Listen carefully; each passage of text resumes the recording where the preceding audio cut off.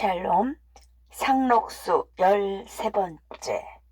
건배도 널쩍한 얼굴이 눈에 흰자위와 이빨만 남기고는 흑인종의 사촌은 될 만큼이나 그을었다. 아닌 게 아니라 우리끼리 무슨 비밀한 공론을 했는데요 하고 석돌이가 세 사람의 눈치를 번갈아 본다. 무슨 공론? 동혁은 농립을 벗어 던지며 은행나무 뿌리에 가 걸터 앉는다. 응달에서만 지낸 김한이의 얼굴과 비교해 볼 때 동혁의 얼굴도 더 한층 그을은 것 같다. 손바닥이 부르터서 밤콩만큼씩 한 못이 박혔고 손톱은 몽뚱하게 달았다. 저 하고 석돌이가 뒤통수만 긁적거리니까 왜 목들이 컬컬한 게지? 동혁의 말이 떨어지기가 무섭게 그렇잖아도 하고 이번에는 칠룡이가 응원을 한다. 건배는 김한이 눈치를 보면서 아닌 게 아니라 이 김한 씨가 낙성연을 한번 굉장히 차리고 놀자는데 하는 말이 끝나기 전에 동혁은 손을 들어 건배의 입을 막는다. 안 되네. 낸들 벽창호가 아닌 다매야 그만한 생각이 없겠나. 하지만 말썽이 많은 판에 동네가 부산하게 떠들고 놀면 대려 오해를 막기가 쉬우니 지금도 면장이 나와서 나를 보자고 한 데서 큰 마을로 갔다 오는 길일세 하고 반대를 하였다. 왜 무슨 말썽이 생겼소? 나중에 올라온 동화가 눈을 둥그렇게 뜨고 묻는다. 차차 알지. 동혁은 자리가 거북한 듯이 대답하기를 꺼린다. 우리 해와 상관이 되는 일이면 회원들도 다 알아야 할 게 아니오. 면장이 무슨 우리 일에 무슨 참견이라오? 글쎄 뒀다 알아. 동혁은 김한의 등 뒤에다 눈짓을 해보인다. 청년들의 일이라면 한사코 반대를 하는 김한의 형인 기천이가 면장이 나온 김에 무엇라고 음해를 한 것이거니 하고 동아와 다른 회원도 짐작은 하는 눈치이다. 그러나 김한이는 형과 달라 이 편을 들고 농우회의 일이라면 금전으로까지 후원을 많이 해온 터이지만 아우가 듣는데 형의 말을 할 수가 없었다. 또는 경우에 따라서는 초록은 동생이라고 저의 집에 이해 관계가 되는 일이면 형에게 무엇라고 염통을 하는지도 몰라서 항상 경계를 하고 있는 터이다. 동혁은 기천의 집에 다녀오는 길에 건배와 김한이를 만나서 같이 오기는 했어도 그들에게도 그 내용을 말하지 않았다. 건배는 탕탕 대포를 잘 놓는 대신에 말이 해퍼서 비밀을 지킬 만한 일은 들려주기를 삼가지 않을 수 없었다. 회원들은 무슨 일이 단단히 생겼나 보다 하고 불안을 느끼면서도 더 재우져 묻지를 않고 낙성하는 날 술 한두 잔도 못 먹게 하는 동혁이가 원망스러운 듯이 쳐다보다가 애매한 북과 장구만 두드린다. 김한이도 그 눈치를 알건만 이런 경우에 아무 말도 안 하는 것은 도리어 여러 사람에게 오해를 살 듯도 해서 그런데 센세이 선생이 또 뭐래? 하고 들어대고 묻는다. 그래도 동혁은 그까짓 것 알아 뭘 하오? 우리가 할 일이나 눈 딱 감고 하면 그만이지. 하고 역시 자세한 말대답하기를 피한다. 김한이는 자리가 거북하니까 꽁무니에다가 손을 찌르고 간다는 말도 없이 슬금슬금 언덕 아래로 내려간다. 제가 하는 일을 반대하고 양반을 못 알아보는 발칙한 놈들과 얼려 다니고 돈을 쓰고 한다고 눈에 띄기만 하면 얼굴에 핏대를 올리며 야단을 치는 저의 형이 면사무소나 주재소까지 가서 무엇라고 쏘개질을 하고 온 것만을 묻지 않아도 짐작할 수 있었던 것이다. 아무튼 농회관을 짓게 된 뒤부터 가뜩이나 시기심이 많은 기천이가 두 눈에 쌍심지가 돋아서 그 태도가 무척 악화된 것만은 사실이었다. 동혁이가 입을 꽉 다물어 버리니까 다른 회원들도 어떠한 예감을 느끼면서도 말이 없다. 건배는 무슨 일인지 거기 좀 다녀옴세 하고는 김한의 뒤를 따라서 내려갔다. 조금만 이래도 궁금증이 나면 안절부절을 못하는 성미라 동혁이가 말을 하지 않으니까 혹시 김한이에게 들을 이야기나 있나 하고 그 속을 떠보려고 따라가는 눈치였다.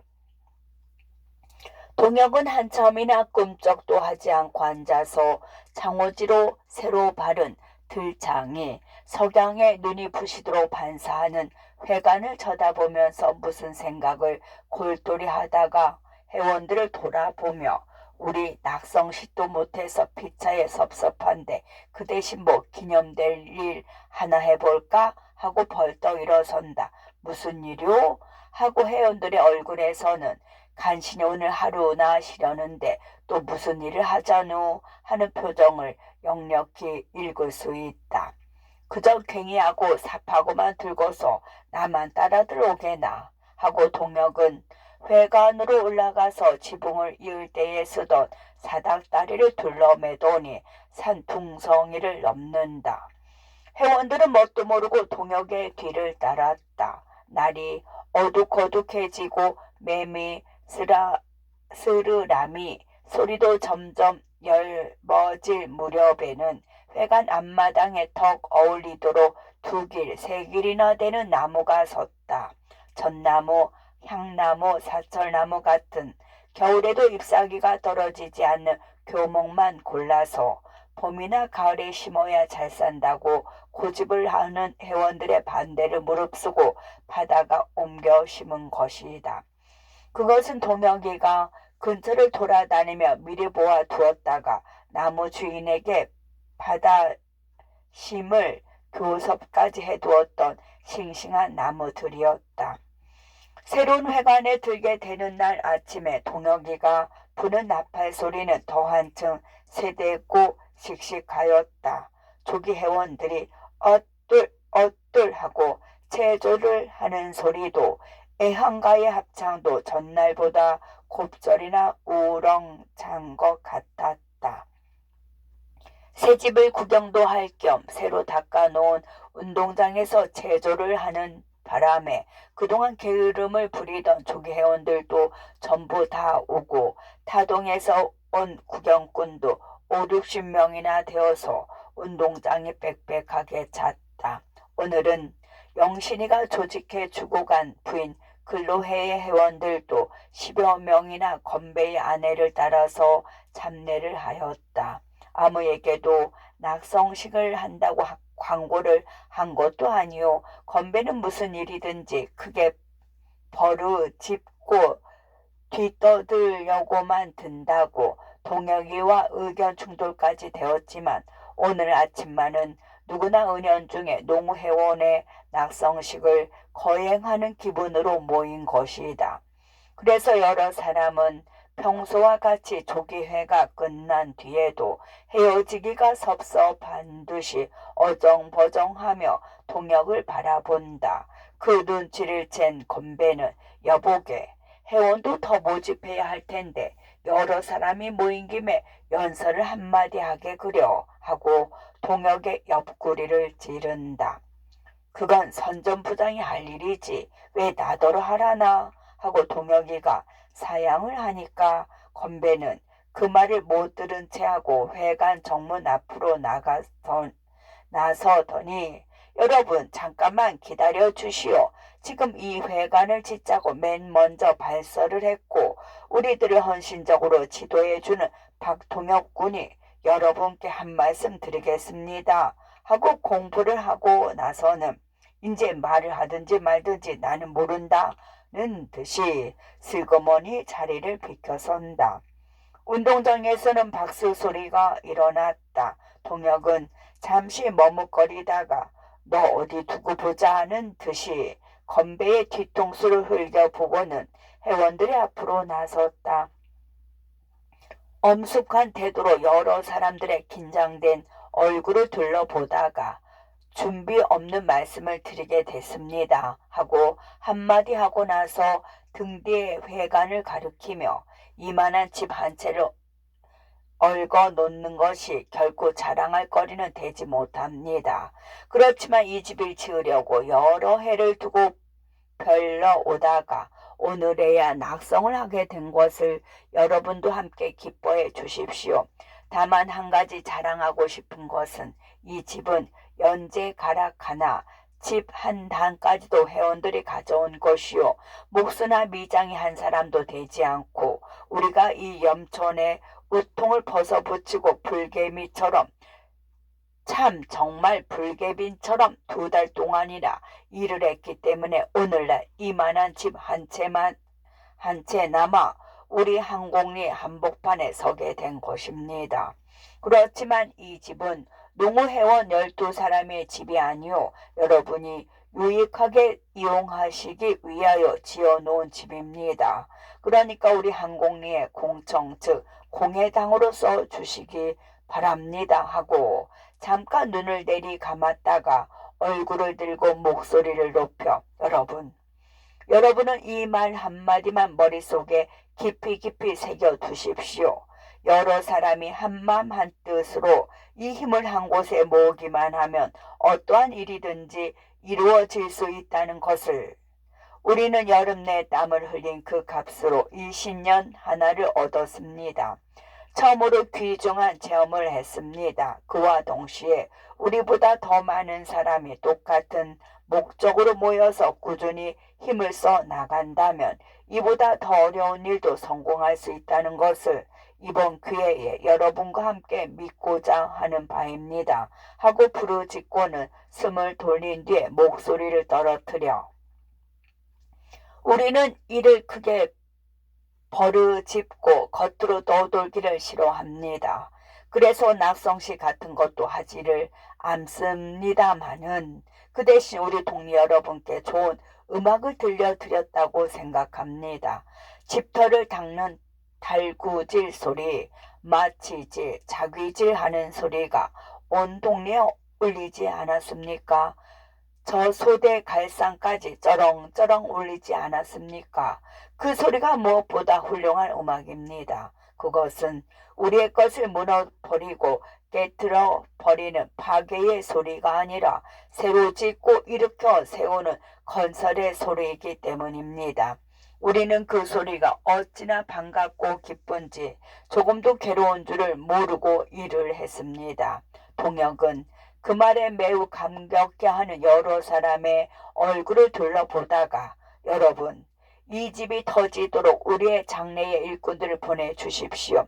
아침 저녁으로 글 배우는 소리가 그칠 때가 없도록 해주십시오. 이 집이 꽉 차면 우리는 이 집보다 더 큰 집, 또 그보다도 더 굉장히 큰 집을 짓겠습니다. 그 말에 회원들은 손바닥이 뜨겁도록 박수를 한다. 그때의 건배는 여러 사람의 앞으로 썩 나서면서 항공리 만세 하고 두 팔을 번쩍 쳐든다. 만세. 여러 사람이 고함 지르듯 하는 만세 소리에 새로 심은 사철나무에 앉았던 잠새들이 깜짝 놀라 푸르르 날아갔다. 하루는 동혁이가 회관에서 조학을 마치고 나오는데 새 집으로 옮겨온 후 아이들이 부쩍 늘어서 조학까지 하게 되었다. 석돌이가 문 밖에 기다리고 섰다가 저 강도사 때 작은 사랑 나으리가 저녁 때 잠깐 만나자고 하시는데요 한다. 왜? 동혁은 불쾌히 대답을 하였다. 석돌이는 눈썰미가 있고 영리한 대신에 얕은 꾀가 많아서 항상 경계를 하는 회원이다. 더구나 강도사 집 전답에 수다 식구가 목을 메우던 사람이어서 이 집의 심부름을 다니는 것은 물론 박쥐 구실이나 하지 않는지가 의문이었다. 강도사 집 살림살이의 실권을 쥔 맏아들인 기천이가 죽으라면 죽는 신용이라도 해야 할 처지에 있는 까닭에 더욱 조심스러웠다. 글쎄 왜 또 오라는 거야? 동혁은 거듭 물었다. 알 수 있어요. 조용히 꼭 좀 만나자고 일러 달라고. 헙십니까요? 누가 왔던가? 아니요, 혼자 계시던걸요. 알았네. 동혁은 확실한 대답을 하지 않고 집으로 내려갔다. 기천이는 면협회 의원이요, 금융조 감사요, 또 얼마 전에는 학교 비평 의원이 된 관계로 면장이 나와서 항공리도 진흥회라는 것을 만들어서 그 회장이 되도록 운동을 해보라고 권고를 하고 갔었다. 기천은 명예스러운 직감 하나를 더 얻게 된 것은 기쁘나 군청이나 면소에서 시키는 대로 무슨 일이든지 하는 제하지만 저의 면목이 서겠는데, 제가 수족같이 부릴 만한 청년들은 말끔 동혁의 가마를 받고 그의 지도 밑에서 한 몸뚱이와 같이 움직이고 있으니 저는 개밥의 도토리 모양으로 따로 배져놨다. 저희 집에 논을 하고 돈을 쓴 낯살 먹은 자긴들 같으면 마구 내려 누르고 우격다짐을 해도 그저 잡수하고 꼼짝도 못하지만, 나이 젊고 혈기 많은 그 자질들은 까실까실해서 당초에 말을 들어먹지 않는다.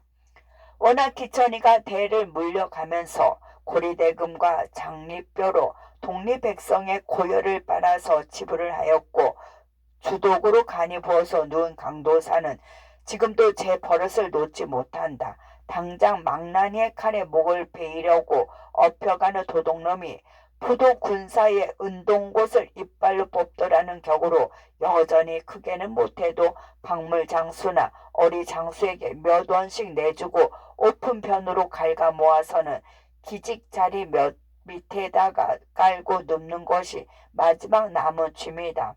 몇 해 전까지도 아들만 못지않게 호색을 해서 주막에 갈고 행랑 계집할 것 없이 잔돈푼으로 낚아들여서는 대낮에 사랑 덧문을 닫기가 일쑤더니 은신을 못할 병이 든 뒤에야 그 버릇만은 놓을 수밖에 없게 되었다. 저 혼자 사람의 뼈다귀인 것처럼 양반 자세가 대단해서 적실 인심을 한 터이라 새로운 시대에 눈을 뜨기 시작한 청년들은 기천이만 눈에 띄면 무슨 누린내가 나는 짐승처럼 얼굴을 돌리고 슬금슬금 비한다. 그 중에도 성미가 부푼 동화는 저놈이 발딱 제치고 다니는 대가리는 여불없이 약 오른 독사뱀 같더라 하고 먼발치로 눈에 띄기만 해도 예면을 해버린다. 그 아우는 노새라고 놀리기는 하면서도 그래도 기만이는 강가에 중시조지 하고 간신히 사람 대우를 하지만, 또 무슨 염치 빠진 소리 하려고 하고 동혁은 집으로 돌아와서는 기천이를 보러 갈 마음이 내키지 않았다. 동화가 자꾸만 묻고 건배까지 왜 혼자만 꿍꿍이 셈을 치나 하고 궁금히 여기는 일은 다른 것이 아니다. 면장이 왔던 날 기천이는 술상을 차려놓고 동혁이를 정하였다. 그날은 면장 앞이라 그런지 평소처럼 점잔을 빼고 사람을 깔보는 태도를 보이지 않으려고 애를 쓰면서 이 박군이야말로 참 대표적인 건실한 우리 동지입니다. 이번 그 회관집만 하더라도 이 사람이 혼자 지은 거나 다름이 없으니까요 하고 새삼스러이 동혁을 소개하였다. 소개가 아니라 이런 모범 청년이 제 수하에서 일을 한다는 태도다. 동혁은 동지라는 말을 기만의 입에서 들을 때보다도 더 구역질이 나서 입에도 대지 않은 술잔을 복싹 엎어 놓았었다. 그래도 기천이가 연방 동지를 찾으면서 하는 말을 종합해 보면 면장께서 바쁘신데도 일부러 나오신 건 다름이 아니라 우리 동네도 진흥회를 실시해야 되겠는데 내 어디 그런 일을 아는 사람인가. 허니 자네들이 힘을 빌려줘야겠네. 자네야 중요한 여건이 될 줄 믿지만 다른 젊은 사람들도 다 함께 회원이 돼서 일을 해보도록 하세 하고 애가 말라서 간청을 하는 것이었다.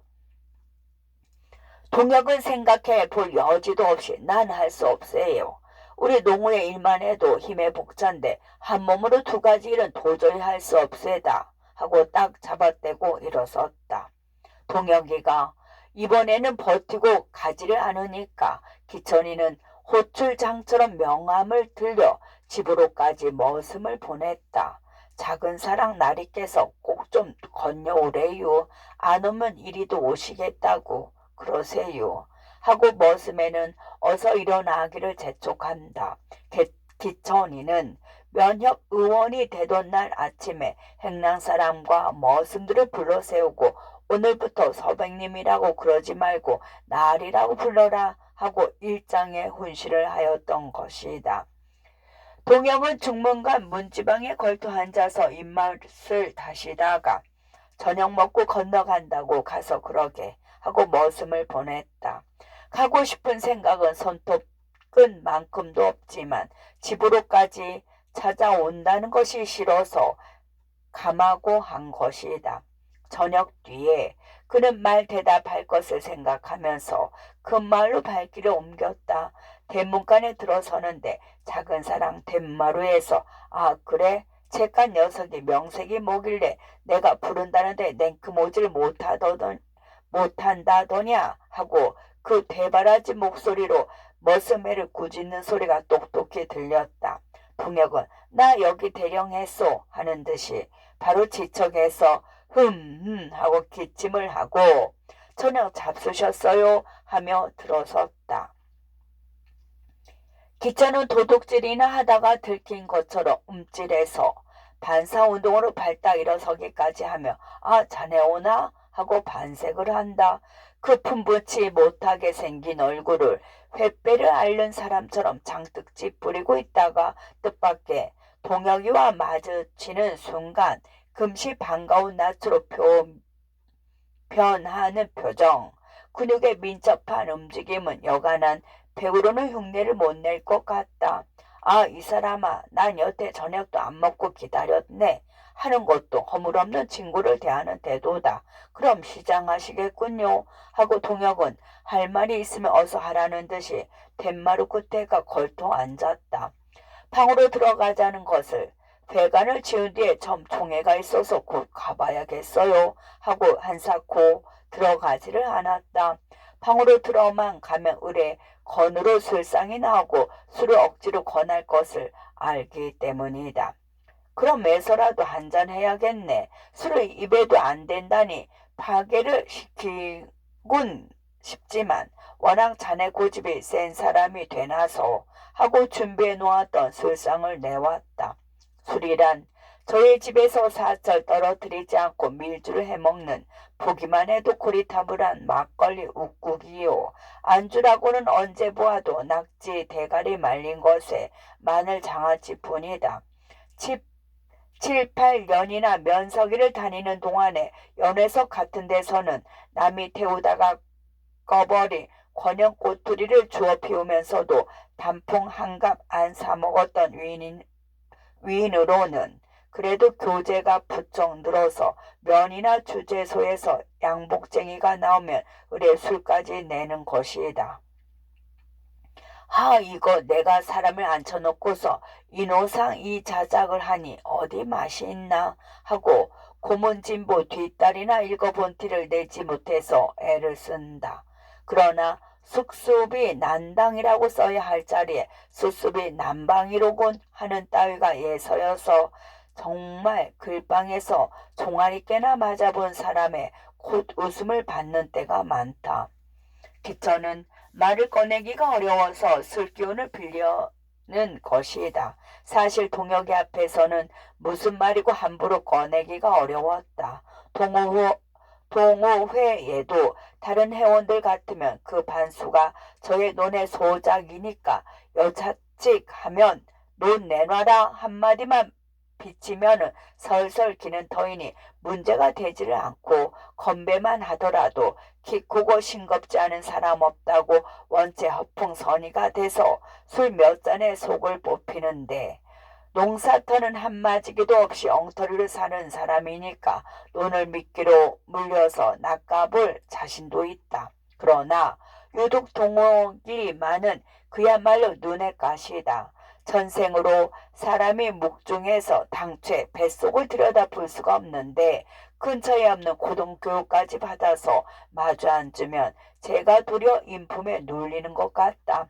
기천은 다리를 도사리고 앉아서 고무신의 때가 고약처럼 묻은 버선 바닥을 쓰다듬던 손으로 술잔을 들고 쭉 들이키고는 쪽제비 털 같은 노란 수염을 베비작거려서 꼬아 올리더니 좀 하기 어려운 말일세 하고 반쯤 외면을 한 동혁의 눈치를 곁눈으로 훑어본다.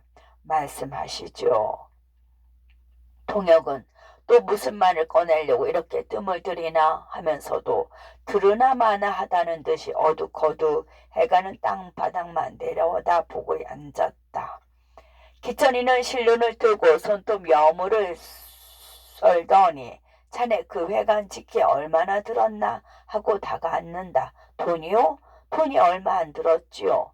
기천은 다리를 도사리고 고쳐 앉으며 용기를 내어 이런 말을 자네가 어떻게 들었는지 모르겠네만 진흥회가 생기면 회관이 시급히 소용이 되겠는데 당장 지을 수는 없고 거기가 동네 항복판이 돼서 자리가 좋아. 그러니 여보게 그 어떻게 제목값이든지 품삯거정 넉넉히 따져서 내게로 넘길 수가 없겠나? 자네들은 한번 지어봐서 수단이 났으니까 난 데다가 다시 지으면 그만일 테니 자네 의향은 어떤가? 하고 얼굴을 반짝 쳐든다.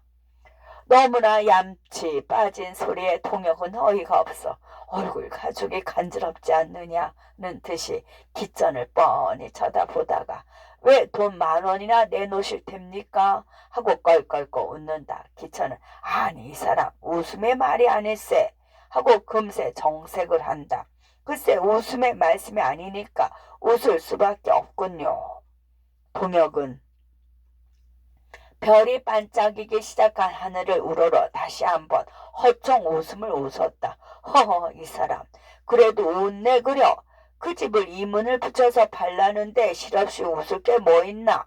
기천은 동혁이가 저를 놀리는 것 같아서 눈살을 찌푸린다. 글쎄 생각을 좀 해보세요. 그 집은 돈 아니라 금덩어리를 가지고도 팔거나 사지를 못합니다. 돈만 가지면 무슨 일이든지 마음대로 될 줄 아시는 모양이지만 억만원을 주고도 남의 정신만은 사지 못할 것이요. 그 회관은 팔려면 단돈 100원 어치도 못 되는진 모르지만 우리 12사람이 흘린 땀으로 털을 닦았고요. 지붕은 정신으로 쌓아놓은 기념탑이니까요. 우리 손으로 부셔버린다면 모르지만 다른 사람은 아무도 그 집엔 손가락 하나 대지를 못합니다. 아, 하니 글쎄 그런 줄 모르는 건 아니지만 혹시나 하고 한 말일세. 혹시라니요. 한 단체가 공동으로 합력을 해서 지어놓은 집을 나 한 개인이 팔아먹을 생각을 혹시나 하고 있을 것 같아서 그런 가당치 않은 말씀을 꺼내셨나요? 이 한마디에 기천은 그 빳빳하던 모가지가 자랑목처럼 움츠러 들지 않을 수 없었다. 기천은 눈만 깜빡깜빡하고 담배를 붙여 불었다. 돈으로도 굴레를 씌울 수 없는 이 젊은 녀석을 어떻게 하면 꼼짝 못하게 올가나올까 하고 벼르고 있는 것이다. 항공리서 대를 물려가며 왕노릇을 해오던 터에 역시 대를 물려가며 소인소인하고 저희 집 전장을 해먹던 쌍놈인 박가의 자식 하나 때문에 위신이 떨어지고 논놀이 해먹는 세력까지 은연중에 꺾이는 생각을 하면 이가 뽀드득 갈렸다. 그러나 자는 호랑이 코침 주기로 동혁이를 섣불리 건드렸다가는 12회원이 이에 관계를 떠나서 벌떼처럼 일어날 듯한 데는 겁이 더 버럭 났다. 더구나 한번 심술만 불끈하고 나면 물불을 가리지 않고 덤벼드는 동화가 무슨 짓을 하는지 그것도 무서웠다. 동화에게는 두어 번이나 여러 사람들 앞에서 모양 사나운 꼴을 당했기 때문이다.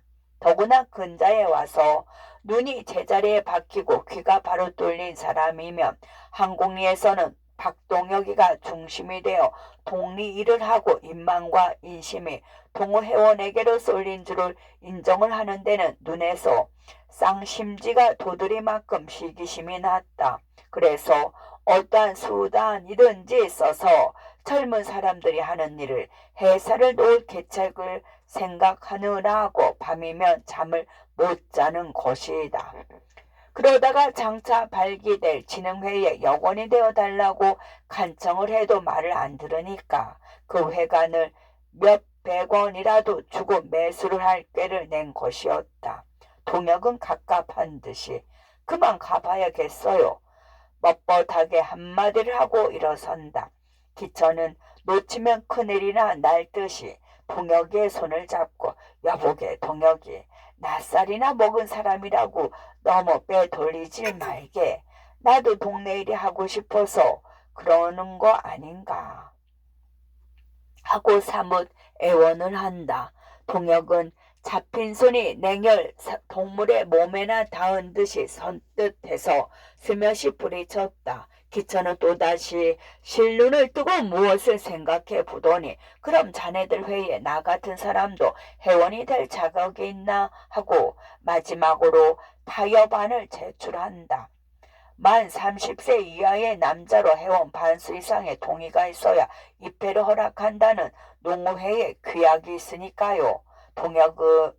동혁의 대답은 매우 냉정하다. 그럼 40이 넘은 나 같은 인생은 죽어버려야 마땅하겠네 그려. 기천은 간교한 웃음을 짓는다. 아 그래서야 어떡하게요. 그렇게 유력하신 분이 돌아가시면 우리 동네에 큰 손실일걸요 하고 동혁은 싱긋 웃으며 돌아섰다. 그리운 명절. 예, 금분아, 네, 넌 저 다리 뭐만큼 커 보이니? 양품만 해요. 넌 창내는 몇 방석만 한대요. 어휴, 가지부렁하지 마라. 야, 어쩌면 저 다리 몇 방석만 하다니. 쟨 누구더러 가지부렁이래? 아, 그래, 저 다리 양품만 하면 그 속에서 옥토끼가 어떻게 방아를 짓는단 말이냐? 그럼 얘야, 몇 방석 속에서는 어떻게 방아를 짓니? 마루 끝에 걸터 앉아서 송편을 빚던 두 소녀는 8월 19날 밤 구름 한 점 없는 중천에 둥두루쉬에 떠올린 달을 눈 하나를 찡긋하고 손가락으로 재보다가 서로 호호 거리며 웃는다. 그렇죠. 네, 선생님. 그런데 참 정말 저 달 속에서 옥토끼가 방아를 찢는데요. 영신은 바늘을 잡았던 손을 들며 달을 유심히 쳐다보다가 그건 옛날부터 전해 내려온 얘기란다. 그런 건 없어도 커다란 망원경이라는 걸 대고 보면은 사람이나 짐승 같은 건 없지만 달 속에도 산이 있고 시내 같은 게 있단다. 그럼 그 물이 어디로 쏟아진대요? 아이고 그럼 어쩌나 우리 머리 위로 막 쏟아지면 아냐 달 속의 냇물은 바짝 말라붙었단다. 날이 감으로서요? 그럼 달 속엔 출장 숙련만 들겠네. 참 햇님은 신랑이고 저 달님은 새색시라죠? 정말 그게 정말이에요? 계집애들이 줄달아 묻는 말에 영신은 글쎄 그런 건 다 지어낸 말이니까 하고 웃으며 우물쭈물하는 수밖에 없었다. 우주의 신비에 대해 눈을 뜨기 시작한 천진 덩어인 아이들의 질문에 영신은 똑바른 대답을 해줄 만한 전문학의 지식도 없지만 설명을 해준데도 계집애들이 알아들을 리가 없었다. 그동안 항공리에서는 농우회관을 낙성하였다는 소식을 들은 영신은 슬그머니 성벽이 나서 정석군은 그보다 곱절이나 큰 학원을 짓고야 말겠다는 야심이 불릴 듯하였다. 그러나 이제는 기부금도 걷지 못하게 되어서 백방으로 생각하다가 추석날을 이용해서 이 시골 구석에서는 저민 학예회 같은 것을 추석 놀이 겸 열고 다소간이라도 집을 지을 미천을 얻어보려고 2달째나 그 준비에 골몰해 왔었다. 오늘 저녁은 학예회에 출장할 아이들을 마지막으로 연습을 시켜서 돌려보내고 유희하는데 나오는 여왕에게 씌워줄 종이 면류관을 마분지로 오리고 금지로 배접을 해서는 그것을 꿰매고 있는 것이다. 그날 이필 복새까지도 영신이와 원재 어머니가 며칠씩 밤을 새우며 꿰매 놓았다. 한편으로는 부인 친목계의 회원들이 조석으로 한 숟가락씩 모은 쌀을 빻아 풋빵과 호박꼬지를 넣고 시루떡을 찌고 그들이 손수 심고 거두어들인 햇팥과 콩으로 속을 넣어 송편을 빚는데 금분이랑 장례랑 집 가까운 아이들이 모여 한몫을 본다. 아이들이 모여와서 한몫을 본다. 이 떡은 내일 추석 놀이가 끝이 나면 아이들에게 상금처럼 나누어 주려는 것이다. 영신은 달빛에 번쩍번쩍하는 가위를 놀리다가 몇 번이나 그 손을 쉬고 머리를 떨어뜨렸다. 금분이나 장례만할 때에 그때도 추석 전날 오늘처럼 달이 초롱같이 밝은데 낮에 동산에서 주워다 준 밤과 풋대추를 가지고 마루에서 사촌 동생과 공기를 놀던 생각이 났다. 그것은 죽은 오라비에게 송두리째 빼앗기고 몸부림을 치며 울다가 어머니한테 꾸지람을 듣던 생각이 났다. 울다 지쳐서 잠이 들었다가 아침에 일어나 보니 밤과 대추가 대소쿠리에 소복이 담겨서 머리맡에 놓여있지 않았던가. 그 신기하던 생각이 바로 어제런 듯 눈에 선하다. 얘들아 창가나 하나 하렴. 얘들아 창가나 하나 하렴.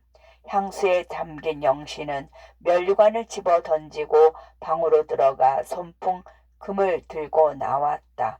그것을 본 계집애들은 미리 신이 나서 선생님 뭘 할까요? 이 태백이 놀던 나라를 할까요? 하면서 손뼉을 쳐서 떡가루를 덜며 영신의 앞으로 옹기종기 모여 앉는다. 왜 요전번에 가르쳐 준 거 있지? 내일 저녁에 너희 반에서 할 거 말이야. 그 장가를 날 따라서 불러봐. 옳지, 난 알아. 그 장가 난 알아. 맨 꼬랑지에 앉았던 복순이가 내닫는다. 손풍금은 처음에는 조선의 꽃을 타다가 어느덧 갈매기의 노래로 멜로디가 옮겼다. 제 손으로 조용히 반주를 해가며 그 처량한 노래를 나직히 부르는 영신의 눈에는 고향의 산천과 항공리 바닷가의 달밤이 번차례로 지나간다. 안개 속과 같이 아련히 꿈속처럼 어렴풋이. 그러다가 영신은 노래를 그치고 손풍금을 힘없이 무릎 위에 떨어뜨리며 길다란 한숨과 함께 눈을 내리감았다. 계집애들은 뭣도 모르고 아이 재밌다 하고 손뼉을 치는데 평생을 외롭게 사는 원재 어머니도 처량한 생각이 들어서 행주치마끈으로 눈두덩이를 누르며 돌아 앉았다. 그날 밤 영신은 어머니를 꿈속에 만나서 마주 붙들고 느껴 울었다. 그러다가 새벽녘에는 동혁이와 전날 밤을 치르는 꿈을 꾸었다. 엄마가 그리워 헤매어 다니던 어린 물새처럼 지쳐 늘어진 날개를 그의 따스한 품속에 조심스러이 깃들인 꿈을. 추석날은 장거리에서 물 위와 물 아래 동리를 편을 갈라서 줄을 달린다고 떠들어댄다. 그러나 그리로는 장정들만 한 10여 명쯤 갔을까. 그 밖에는 정석골의 남녀노소가 모두 예배당으로 모여들었다. 몇십 리 밖에서 단체를 지어온 사람도 수십 명이나 된다. 말똥굴이 굴러가는 것도 구경이라고. 구경이라면 미리 악을 쓰고 덤벼든 여편네들은 정각 전부터 예배당 마당에 빽빽하도록 모여들었다. 그 중에는 시집을 올 때 입었던 단거리 비단 저고리 치마를 개켰던 자국도 펴지 않은 채 먼질러 입고 두 눈덩이만 남기고는 달바가지처럼 분을 하얗게 뒤집어 쓴 새냉내도 섞였다. 그들은 살철 동이를 이고 논 귀퉁이의 샘으로 물을 길러다니고 이웃집의 마을을 다녀본 것밖에 소위 명절날이라고 구경을 나서 보기는 이번이 처음이다. 예배당 벽을 의지하고 송판 쪽으로 가설한 무대 좌우에는 커다란 난풀을 켜고 검정 장막을 내리쳤다. 흙방 속에서 면화시만한 등잔불이 눈이 어두운 사람들은 전등이란 구경도 못하였지만 그 난폭불만 하여도 대명청지로 나온 것만큼이나 눈이 부시도록 밝았다. 청년회, 그것도 근자의 영신회가 발설을 해서 조직을 한 것이다. 청년회의 회원들과 부인 진목계의 회원들은 가슴에다가 종이꽃을 하나씩 꽂고 나섰다. 아이들은 앞줄에다 앉히고 물밀듯이 달려들며 떠드는 구경꾼들의 자리를 정돈시키느라고 거의 1시간 동안이나 걸렸다. 동네에 있는 멍석과 가마니 떼기를 깡그리 몰아다가 갈았건만 방바닥으로 밀려나간 사람이 땅바닥으로 밀려나간 사람이 대반이다. 나중에 온 사람들은 그때 쫓겨나간 아이들처럼 담에서 넘겨다 보고 뽕나무로 올라가는 성황을 이루었다. 영신이도 새 옷을 깨끗하게 갈아입고 점으로 분때를 다 밀었다.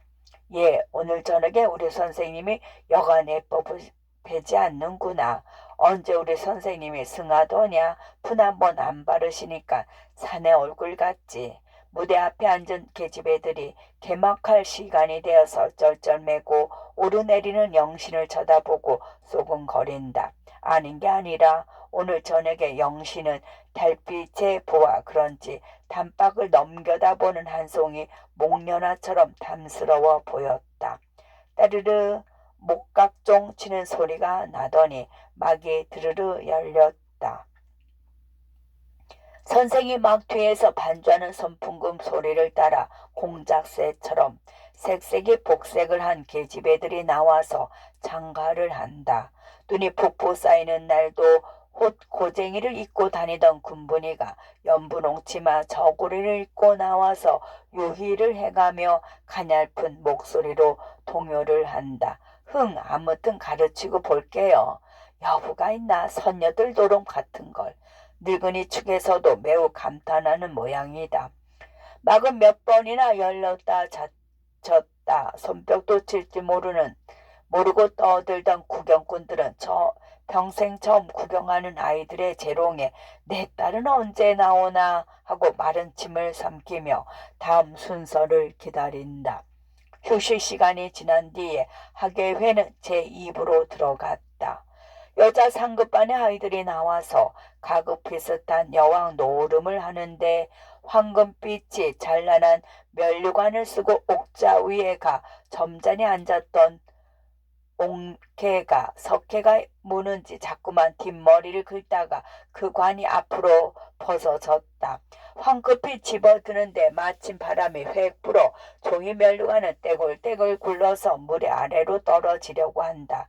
옥내는 얼굴이 홍당무가 되어 아이고 뭐니 저러쩌나 하며 그 관을 집으려다 허겁지겁 달려들다가 그만 미끄러졌다. 넘어졌다 일어나 보니 면류관은 자반처럼 납작하게 찌부러졌다. 그것을 보자 마당에서는 떼웃음이 가르르 하고 터졌다. 어떤 마누라는 부처님 앞에 절을 하듯이 연방 합장을 하면서 허리를 잡는데 옥내는 엉엉 소리를 내어울면서 무대 뒤로 뛰어 들어갔다.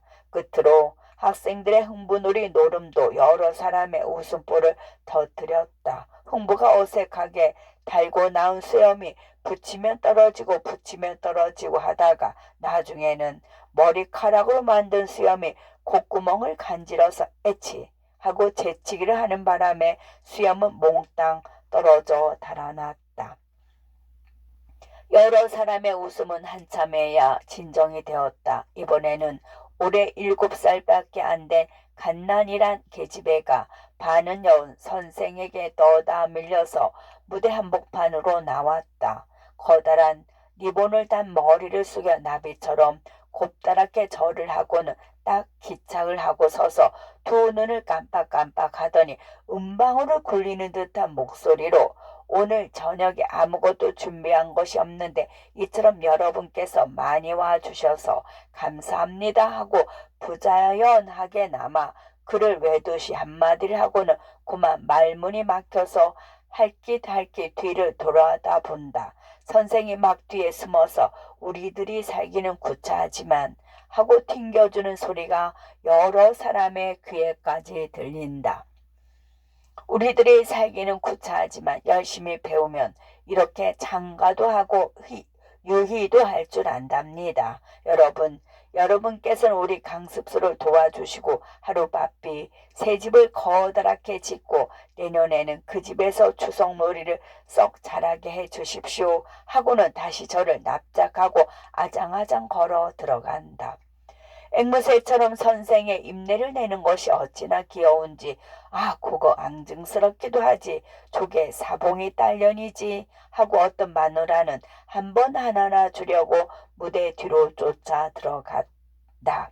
끝으로 손풍금 소리가 다시 일어났다. 아이들은 무대 위와 아래로 가지런히 벌려 서서 일제히 모청을 높인다. 삼천리 반도 금수강산 하나님 주신 내 동산 하고 제219장 찬송가를 부른다.